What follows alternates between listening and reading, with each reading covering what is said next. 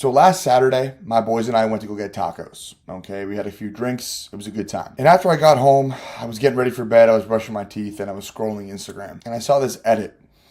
It was of like Anakin Skywalker, Darth Vader, talking about who was the chosen one and just being the chosen one in general. Star Wars sucks, right? It's woke. Everyone hates it now. Rightfully so. And that's a whole argument for another video. But it got me thinking with this edit because like the sound was hitting, the edit was hitting, and it was talking about being the chosen one. And I got hit with this profound thought.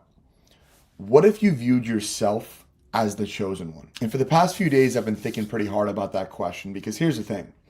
Jesus is the chosen one. And to replace him is not only impossible, but a battle that is not worth fighting whatsoever. Because that's not the goal. That's not the answer to this question. But what if you were the chosen one to save your own life, to walk the path that you know you should be walking on, to achieve the things that you know you should achieve, but most importantly, that you want to achieve? Because when you think about it, man is made in the image of God, and God holds you to a high standard. Whether you execute on that standard is up to you. But if you don't believe that you're chosen to actually execute any kind of standard, then you're never going to live a life that you know you want to live. You're going to be held back by things like doubts, fears, insecurities, laziness, a lack of discipline, and most importantly, a lack of vision. So what if you started viewing yourself as the chosen one to save your own life? With the help of God, with the help of Jesus, not overshadowing them, but becoming the best version of yourself. And now that I started getting these thoughts, that's when I began to think of that one clip from Joe Rogan's podcast where he says, imagine a documentary crew is following you around all day, filming your life. That thought process right there emphasizes the chosen one mentality. No one's going to follow a homeless guy with a camera unless he's funny, right? But again, him being funny is a chosen one activity in itself. And honestly, that's a whole nother rabbit hole to go down. But what if you felt like you were the chosen one to save your own life and to reach your goals and to live the life you've always dreamed of? A chosen one would not be scrolling on his phone all day, overeating, or just gooning to porn online. The chosen one would be working every day, bettering himself, and holding himself to a standard above everyone else. Not in an egotistical way, but in a mission type of way. Because that's what most people lack. They lack the mission that they're on. Like, why do you wake up and even go about your day? What is that mission that you're on? It's definitely not to scroll on your phone. And it's definitely not to be an absolute tyrant and ruin everyone's day either. It's to build your life up. It's to accomplish something great and to spread that love across many different people. And it's to spread the lessons that you learned along that process to everyone else in your life, and even in a setting like this, online. But the chosen one doesn't self-loathe. He doesn't destroy his life. He isn't lazy. He isn't a bum. And when you're divinely connected with God, with Jesus, then that's when everything changes as well, because you're made in the image of God. So you want to live up to God's standard. And you want to accomplish great things. And you want to do the proper things on a daily basis. You want to feel good. You want to be successful. And if you don't believe that you've been chosen to do that,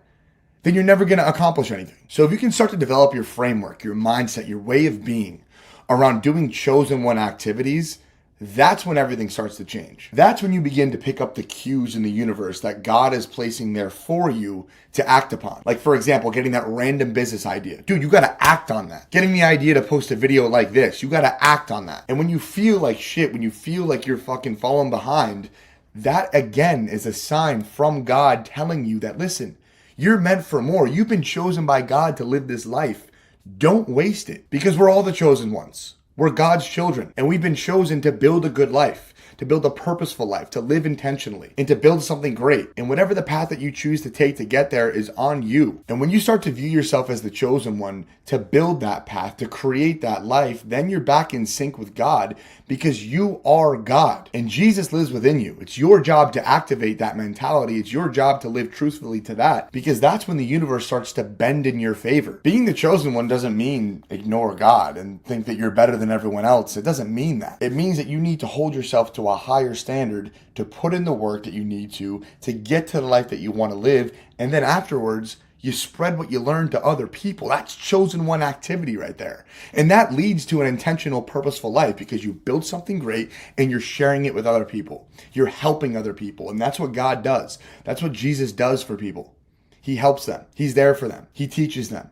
He guides them. And you can do that in human form, because man is made in the image of God. We are chosen by God to be great. Too many people fall in the trap of scrolling, overeating, lowering their vibrational frequencies by thinking so negatively. But instead, if you're able to think positively, if you're able to live abundantly because you're tapped in with the fact that you were chosen by God to live a purposeful, intentional, and amazing life, dude, everything starts to change. That dumb work that you don't want to do because it feels so tedious, it feels like you're not making any progress, that's just part of the journey. And when you start to think of yourself as the chosen one to solve the issues in your life, to help other people out in life, and to remain divinely protected and close with God, that's when you start to live abundantly. And that's when everything starts to change. And when things change, you make progress. This is honestly a beautiful concept, man, because we don't want to let our egos get in the way of this. And I honestly don't think that your ego is the enemy, but I do think it becomes your enemy once you think you don't need God, once you think you don't need Jesus, because then you're relying solely on yourself and you're lost in life without a divine connection to God. But with a divine connection to God, He's going to help you out along the way. He's going to steer you in the right path. He's going to help you build that path that you need to walk on to get to where you want to be. And whether you pursue that in the realm of thinking that a documentary crew is following you around, or if you're divinely protected by God, that's up to you. But just know this, you can have both.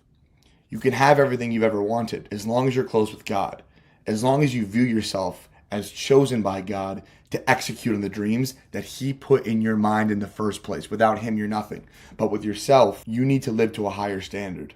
And that higher standard is the one that God expects you to live by. You are God's child, and He wants the best for you. He is the ultimate father figure. Whether you have a good father, a great father, or a terrible one, He's there for you regardless. You need to tap in with Him, and you need to realize that He chose you. He gave you life, and it's your opportunity, it's your duty to hold up your side of the bargain and believe that you can accomplish amazing things, you can help other people, and you can really build a purposeful, beautiful, amazing life. I almost said perfect right there, but it doesn't need to be perfect. Only He's perfect. But with Him, you can be better. Start walking around like a documentary crew is filming you. Start walking around like you've been divinely chosen by God to live your life to the absolute fullest. And that's when you enter abundance. Because there's a whole grocery list of things that will hold you back in life. But when you view yourself as chosen by God to execute on the dreams that you have in your mind right now, to execute on those visions, and to build something great and to help other people, that right there is when everything begins to change for the better.